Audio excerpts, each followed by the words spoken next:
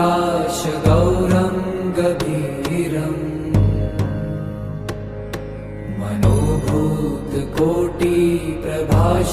मनोभूतकोटिप्रभाश्रीशरीरम्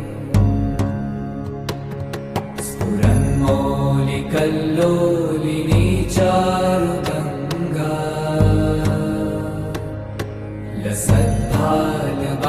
लसद्भालबालेन्दुकण्ठे भुजङ्गा